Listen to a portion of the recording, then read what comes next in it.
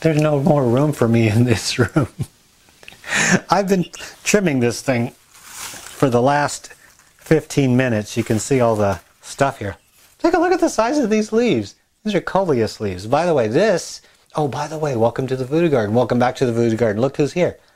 Little crackhead decided to come down today. That's because I just turned on the lights and came in here. I wanted to make sure the room was nice and cool. He doesn't like it in here when it's hot, neither do I, because we both sweat. We both get miserable when we sweat. I opened up the window behind you, and I'm letting a cool breeze blow into the Voodoo Garden this morning because I needed to come in here and trim this up. This monster, look at how big this thing is. This monster is a coleus. Yes, it's a common coleus that you normally would imagine being a shorter, bushier plant. But there is something that you can do. And all that is pruning. You pick just a few branches to grow nice and straight up from the plant. And you train them just by making sure everything on the side, all the side branches are clipped off. And just take that straight branch growing up. Take the leaves, keep them clipped off along the way, even if they're healthy leaves, and only leave a cluster at the top of around maybe 8 to 10 leaves. That's all you leave, and it'll grow just like that. It'll put all of its energy, and that's quite a bit of energy, into just those top leaves.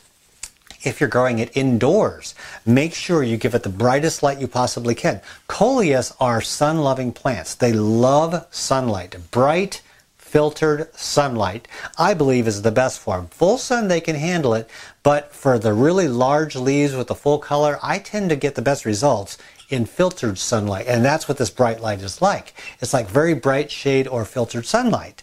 Now, you want to make sure that, here's a tip for you.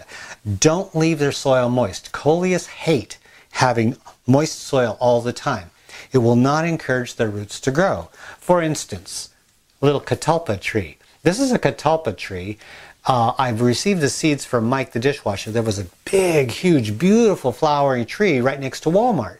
He brought one of the pods home, and I planted the seeds. So I'm growing an actual tree in a cup underneath these lights. Next spring, with a little bit of pruning and upsizing the pot, of course, hopefully it's going to be as big as this papaya. I'm going to take it outside, plant it in the middle of my yard, and have a full-blown tree growing in my yard with flowers. I love the idea of doing that. And I like the idea of being able to have a whole season to grow it indoors without fear of rabbits, rats, mice, all kinds of nasties out there trying to chew on my tree. So that's what I'm growing in here. But I wanted to use this as an example. This banana plant's really giving me heck. Anyway, if you keep your plant slightly moist all the time, and that's a common mistake of many gardeners, especially indoor gardeners. If you keep it slightly moist all the time, the roots don't have as much of an incentive to grow. In nature, outdoors, it rains, then it's dry a lot, then it rains, then it's dry. What that is, it's a cycle, and it's made for plants. It's made specifically for plants. What will happen is the rain nourishes the plant, gives it the energy it needs. The plant stores up a little energy, so the soil can dry out without harming the plant. What the plant does when it senses there's no water is it doesn't just hide. It gets proactive, and it sends roots down to find that water. Plants are actually very smart, and they will send down roots to find the water. And then, of course, it rains again, and the plant is nourished, and it goes through a dry cycle. So the healthiest plants that you have are the ones that can send down the best root system. So if you are growing if you want to grow this into a tree, you want to make sure it has, one, rich, well-drained soil. That's the key. Number two, give it plenty of root space. I did not anticipate this becoming such a monster. I miscalculated. So what I might have to do is do some tough love. And I've pruned this back. You've seen me butcher this back to nothing but stems. I may end up doing that again, and that'll make it more manageable. And then I'm going to put it into a really large pot. That'll be the last pot it's ever in its life, and it'll grow here in the Voodoo Garden. I'm going to see how tall I can get this. I'm wondering if I can get it to reach the ceiling. Wouldn't that be amazing? So I'm going to do that with this coleus. And if you want to grow a coleus into a tree just like this, you can do it as well. Just make sure you follow my instructions. Cut off all the stuff. Keep it fed. Keep it watered, but let it dry out, okay? That's my tip on the coleus. I won't go on too much more about that. I'm going to set this aside. It's a lot stronger than you might think. Kind of cool, huh? And this little bugger here, Hey, smell my little booger. Yeah, that's pretty good. He sniffs on command. Come here, little crackhead, you. Yeah. We'll go out as soon as I'm done filming. And the reason he's down here is because it's cool, but also he wants to go outside and hunt rats. And he knows that once I'm done filming here, I upload the video onto the computer, and then we go outside and we'll play, don't we? Yes, we do. Yeah. Grr. Ah. I will kick your butt. Ah, yeah, bite me. You ridiculous dog. You ridiculous dog. What this is you can't see it from there. It's really not remarkable. It's called a New Mexico green chili. These were sent to me by a friend online, and they wanted to know if I wanted to grow these. I said, sure. I lived in New Mexico. I lived in Albuquerque. One of my fondest memories of Albuquerque, actually one of my only fond memories of Albuquerque, was going to the flea market. They have a flea market at the fairgrounds. Monstrous flea market. It goes everywhere, all over their parking lot. And there's this guy, a Mexican man, and he has green chilies. It's a big thing down there. Everything has green chilies on it. You go to Sonic and you order a burger and they ask you, green chilies or no green chilies? Yeah, that kind of freaked me out. I never heard of green chilies on a hamburger before until I moved to New Mexico. Anyway, they use green chilies in a lot of their cooking, so they, it's a big deal. At the flea market, this Mexican guy, he has this huge metal container.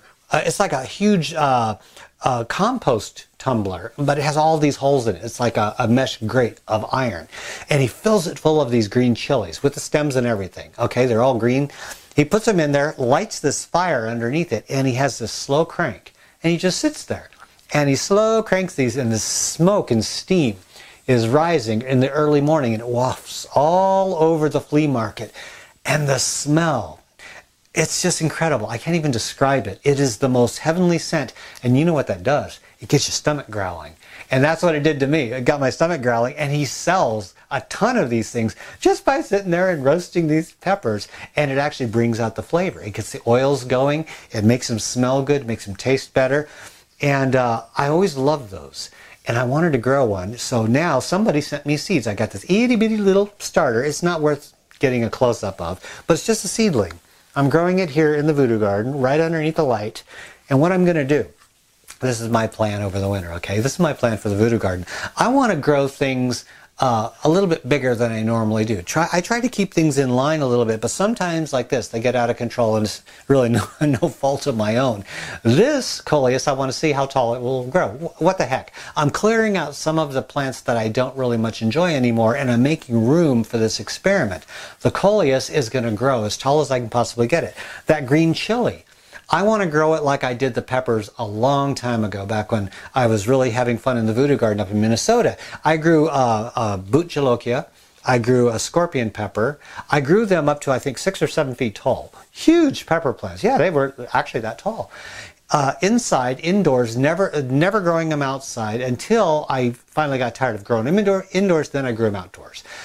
So I want to do that with a New Mexico green chili. I don't know because I've never grown this. So this is going to be an experiment. I want to see if I can grow a green chili as tall as me. So keep tuned on that. I'm going to be doing that indoors in the voodoo garden. So that's my experiment. And I also have some updates. And I wanted to show you these really quick because it's something that I'm kind of confused about, and this one I'm kind of happy about. This is a common indoor houseplant. This is called an avocado. A lot of us enjoy avocados, but we throw the pit away, and some of us grow them. You know, you put them in a cup of water, and you grow them, and then they put out a root, and you put them into soil. Well, this one I didn't do that.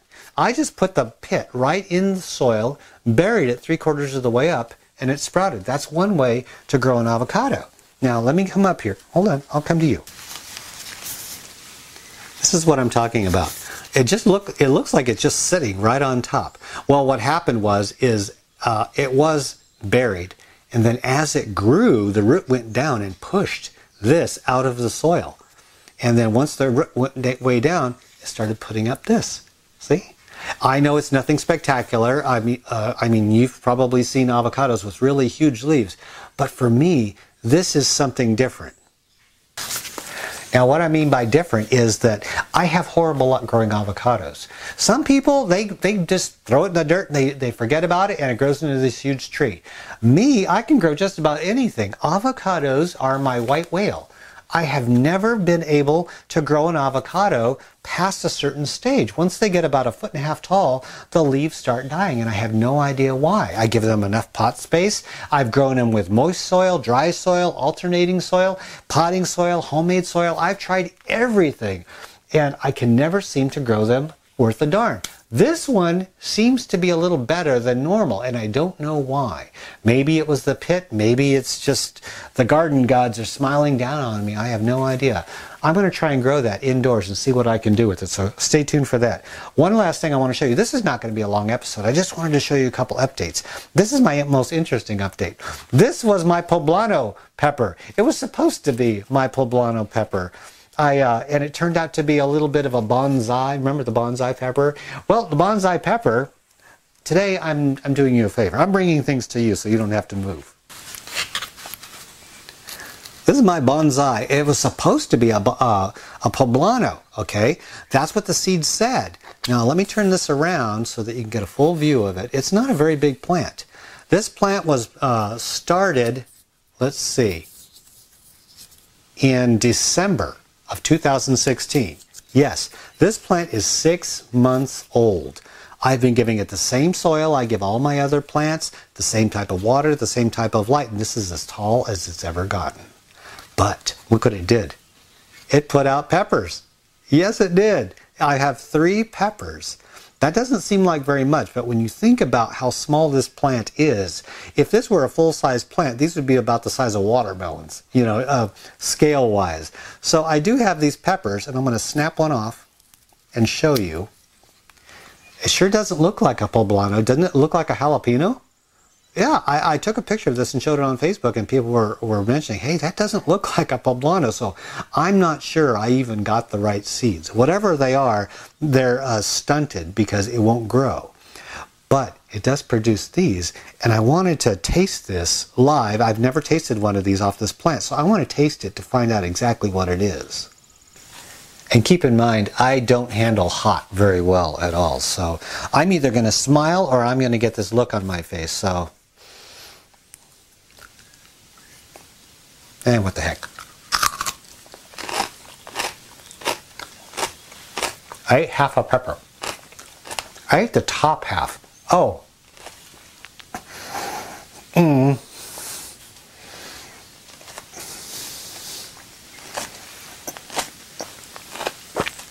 Oh God. Oh. Oh.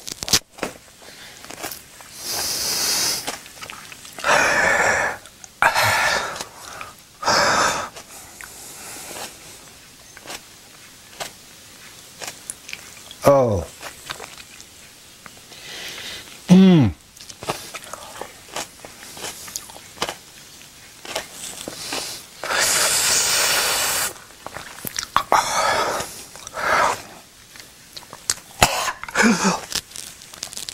Oh.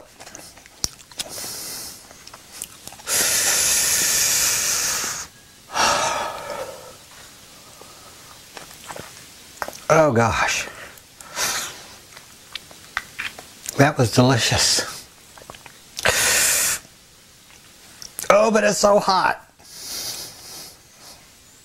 Oh, give me a minute.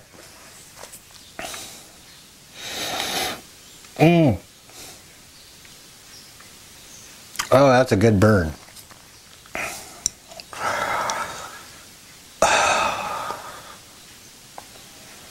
Okay. I wasn't even thinking. Because I like it. I gotta talk quiet. That hurts when I talk loud. I like jalapenos. In fact, I love the flavor of jalapenos. That's a jalapeno. But, and I've eaten jalapenos before. That's the hottest pepper I can eat. That's hotter than any jalapeno I've ever eaten. Oh, I was going to spit it out. My first thought was, I got to spit this out, but I thought, nope, I'm going to do it. I'm not doing this for fun. I thought I would be surprised and it would just be a weird shaped poblano. I can easily eat that. I'm glad I only ate half of that. My lips are burning, my tongue is burning, I know my fingers are burning. I'm not touching my face or any other part of my body. Ooh, but I gotta say, the flavor is something else. Now, I can talk again.